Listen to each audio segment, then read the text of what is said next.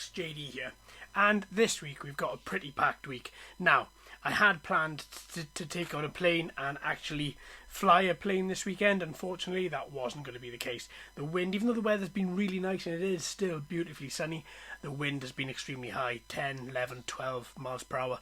Couldn't get the plane up, couldn't do anything, didn't want to chance it, so unfortunately that's going to have to be postponed until next week. But this week we've got loads of stuff coming, as you can see. Couple of things. Thank you to everybody who's joined Discord. If you haven't joined it at all for the second, jump into the description, have a little look, come and have a chat with us. We've got some great chats going on inside there.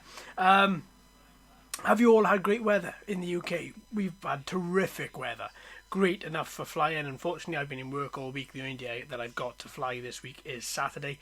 Hoping as the weeks go on, I have got 1 week off before I start my new job in the next week. So, yeah, I'm hoping to fly a little bit more before then. So I tell you what, folks, I'm going to stop yabbering. Hope you all have a great week. Thanks very much for tuning in. Don't forget to like and subscribe, my friends. I'll see you all very, very soon. Hope you all have a great rest of your day as well. So until then, my friends, happy flying.